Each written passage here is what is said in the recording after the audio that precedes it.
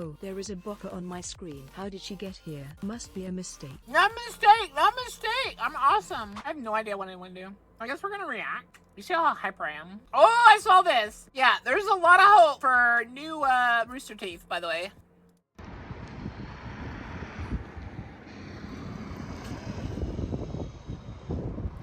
I love that their videos. They're really funny. The creators. What did they do?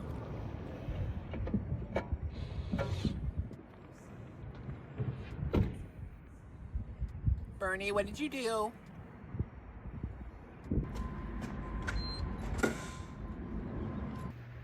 Burnie? What have you done, Burnie? Guys? Why the lights off? I'm back from getting milk.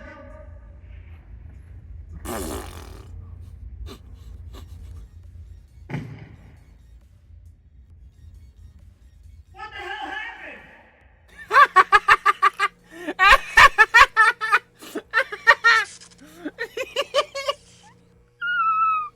He did the I left for milk joke. There's a lot of hope for Rooster Teeth with Burnie back. It was a lot of the old talent kind of ruined it. It was like there. I know a lot of people like to defend them because, you know, Rooster Teeth and stuff.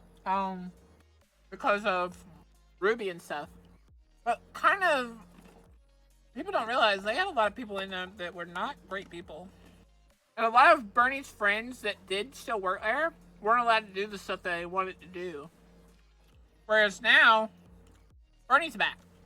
And Burnie's all about fun. So you're probably going to have a lot of the good shows back. Before I get excited. What's this? Go with the theme song.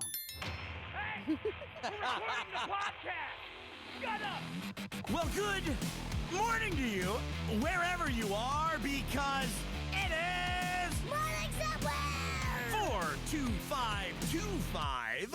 My name is Bernie Burns, sitting right over there. She's employee number 2, but she's number 1 in your heart. It's Ashley Burns. Say hi to Ashley, everybody.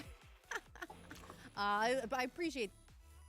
Is this like a podcast? And yeah, Ashley married Burnie. that, but I will take employee number 2. 1 sounds like an awful lot of pressure. It's a lot of pressure. A lot of pressure to be number 1, Ashley. You never know. You never know. You get to do the color commentating as number 2. It's great. You know, the 2525 thing doesn't work unless we use the U.S. date format, but I guess we can be flexible like that if we want to. I was listening to that. We can go wherever we want to. Yeah, look, we are cultural chameleons, and what that means is basically we're just gonna pick whatever form. Well, that's the thing. Burnie's always busy. So, like, that's originally the reason they left Rooster Teeth with another company is, like, they're just busy. They're always doing stuff.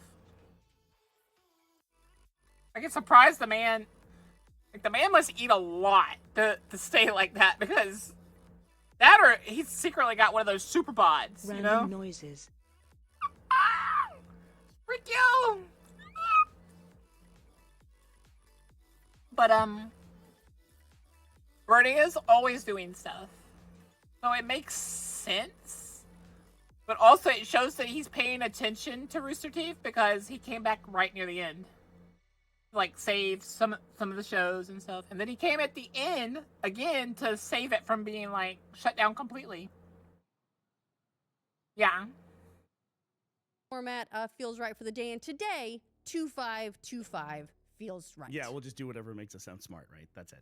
Andres, thank you for sub. Yay. What, yeah. Exactly. So I can just feel everyone going, will you just talk about it already? Okay, well, today is going to be a short podcast. We normally have short podcasts, but this is going to be a very short podcast because we're only going to talk about one topic.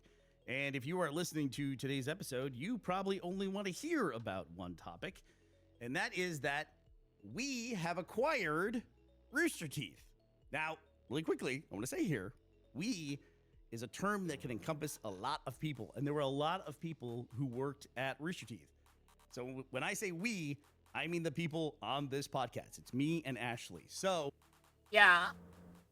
the other thing is, it was probably way too expensive. They probably like vamped it up so hard that Burnie couldn't have paid for it afterwards. That's why he had to basically wait until it was about to be scrapped apart.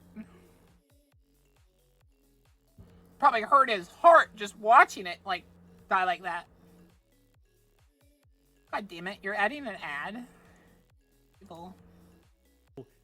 Please, on behalf of us, I'm asking, don't go to our former coworkers and friends and ask them, are you going back? Are you going back? Are you going back? If you listen to this podcast, you know we've had a lot of guests from Rooster Teeth. They have talked about how difficult it is to be out on their own, to be starting entrepreneurial efforts, having independent production companies. So please don't go bother them. That's all we ask today. If you could do one favor for us today, it's please don't go bother them. We would appreciate it. Right. They're What's hilarious is Viz Media doesn't realize that Ruby's only good with certain characters.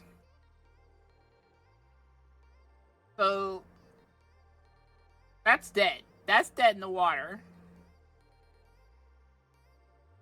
Like I said, they had specific voice actors and stuff that were perfect for their roles and stuff like that. they're doing absolutely great. And let's keep them doing great. Well, look, we are a current events podcast, and it's not every day that we get to be the current event with our own press release. So, reading just quickly from the blurb here, it says, 9 months ago, Rooster Teeth announced it would shut its doors after 21 years of creating content. Today, the Rooster Teeth brand and much of its remaining assets have been acquired by founder Burnie Burns and his independent company, Box Canyon Productions. All right, well, so let's talk about that for a second. So when we talk about Rooster Teeth, we're talking about Rooster Teeth, the brand, not the company. And that's an important distinction because the company of Rooster Teeth has... Yeah, he's not reopening the old offices. Like, there would be no reason to. has buildings and contracts and tons of equipment and everything And yeah, you're right. I think he like knows the owner personally. like that. So this is kind of an interesting one in that we have acquired the Rooster Teeth brand, and very specifically the Rooster Teeth brand. Other shows like the gaming shows like Funhouse and Achievement Hunter, and then big properties like Ruby, you know that's already gone off to Viz. So none of those shows are part of this, nor are any of the shows that were given to the creators when the company shut down in 2024.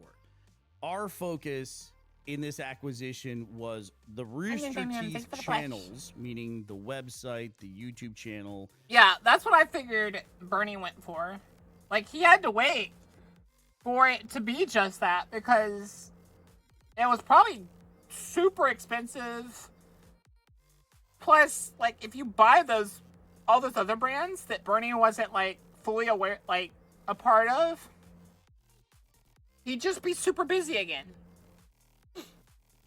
Joke's on you, I can eat souls. All the social media accounts, and then all the shows they're in. And there'll be a list of them. Ashley and I have talked about the best way to cover all of this. And first of all, we want to say thank you to all of our patrons and everyone who has supported this podcast, because you're making this podcast a success is what enabled us to be able to do this. You literally created this opportunity for us, and we can't thank you enough for it. That's probably what happened. It was like a lot of people were like, probably sent Burnie money and stuff. Because, like, what people don't realize is the company that owned Rooster Teeth before, they ramped everything up way past what Burnie was used to. So, like, the money, they probably helped him. Like, there was probably people in certain like industries and stuff that really liked Rooster Teeth that were able to help Burnie get into a position to buy it. And so as part of our regularly scheduled Patreon content, we usually have AMAs, like a Q&A period. And this weekend we'll have one of them. And what we'll do is we'll have the patrons submit questions about the Rooster Teeth acquisition. We'll answer those this weekend on the Patreon. And then next Monday, Ashley, you think we'll put it out public for everyone to listen to? Yeah, I think so. And also, we'll answer as many questions as we can. This is sort of the beginning of the journey. This isn't the end of the journey. So there will be a lot of things as well that we're going to be figuring out and that we're going... Yeah. Yeah, like, that company that ran Rooster Teeth into the ground. Uh, like, it's because they let people, like, keep messing up stuff. Or they kept making bad decisions. And yeah, Burnie's, like, people don't realize how smart Burnie is. To be establishing, and again, because it is two of us, it might take some time to work through everything, but we will answer as many questions as we're able to on the Patreon AMA this weekend. So what we'll do is what we usually do when we do a sort of question and answer, where we'll have a thread, people can leave questions, then we'll answer what we can as regards to whatever questions you do have. As far as maybe what shows we're getting back, or what new projects you may work on under Rooster Teeth. There was another part of the press release where we do mention some potential new projects. I'll just read this here quickly. Along with the acquisition, Box Canyon announced a new development slate of productions for 2025, including renewed production of some of the platform's classic shows, a new original audio adventure again, and an untitled reimagining of Burns' first film, The Schedule. So that's a lot of good stuff. Like, it shows you that Burnie is back. Like, he's like, I know exactly what this place needs. really exciting too. So there's it's not just old stuff coming back, also working on some new stuff. Yeah. So the classic shows are ones we're going to be announcing some of those over the course of the next few months. The long range plan here is to have a production slate that is up and running with new shows by summer of 2025. I'm hoping by late. Like, people don't realize it's going to take a bit for all these things to start getting off the ground. But, like I said, Burnie's back. Burnie's really smart. Burnie knows what they're doing, because if you'd never watched early Rooster Teeth, there was a reason it got very popular. May. And then the new projects we're talking about, first of all, the first one is Again.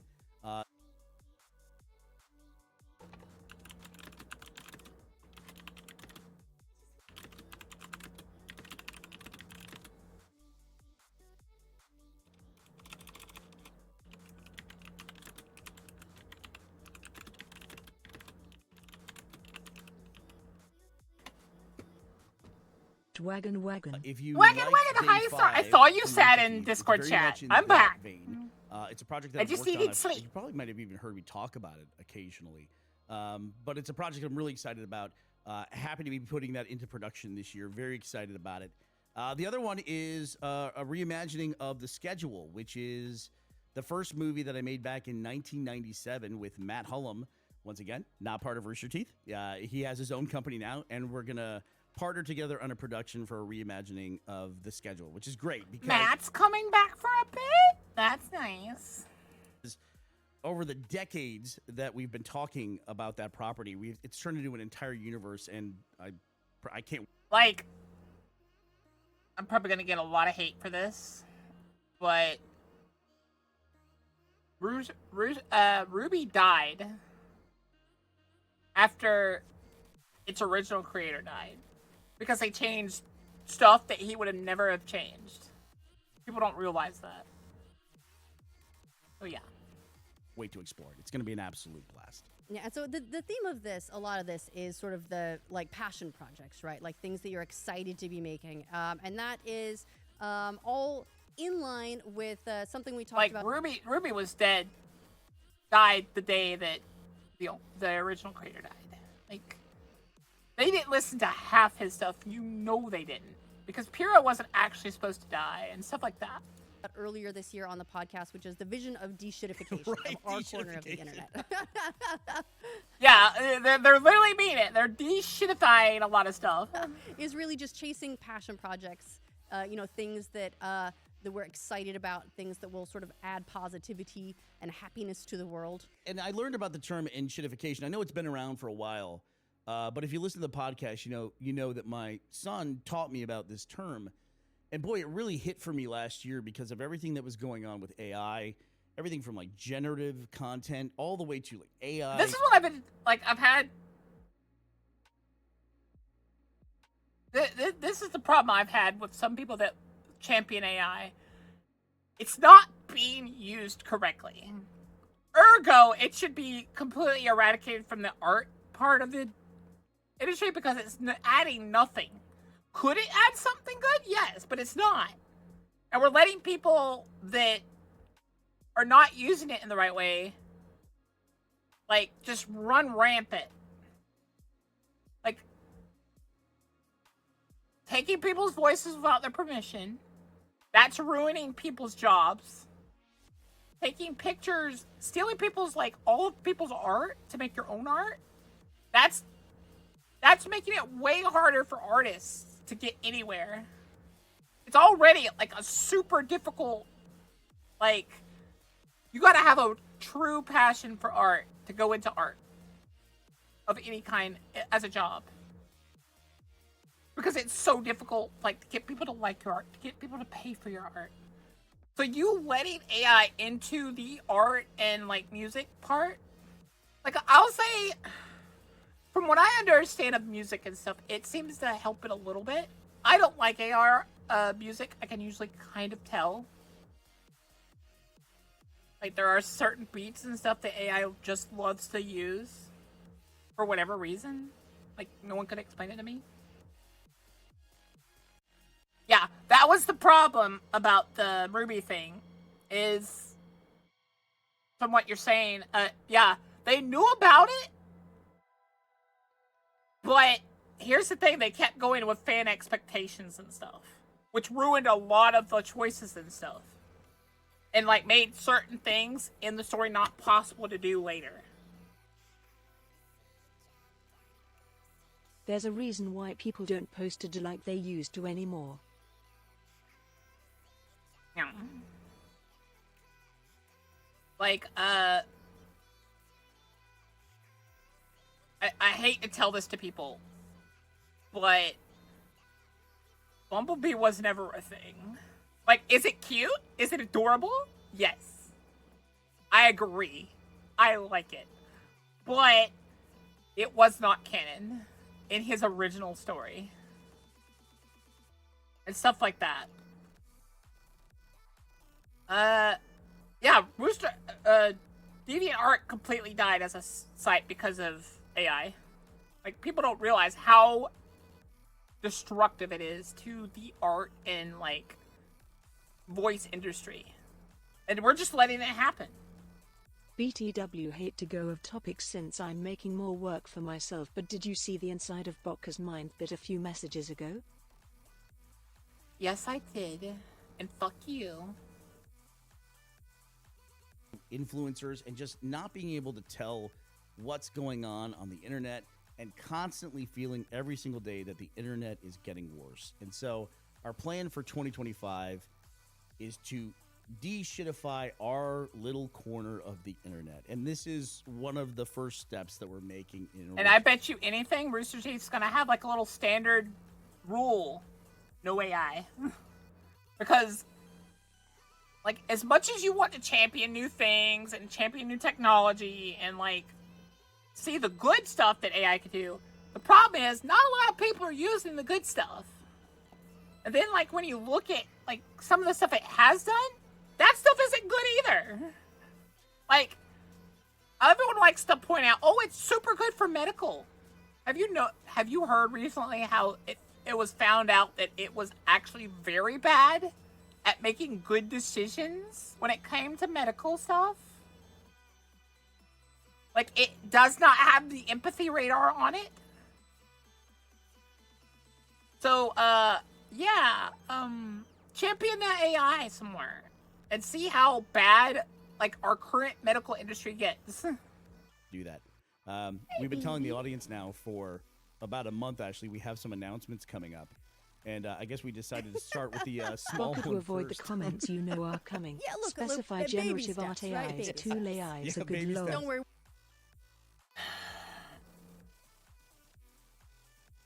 Generative art AI is like I said, is a tool, but it's being used incredibly wrong and incredibly, like, what's the word? Recklessly? It's ruining the art form as a whole. There is no defense for it. Bruh, thank. Hi, Steve. Hi, Shade.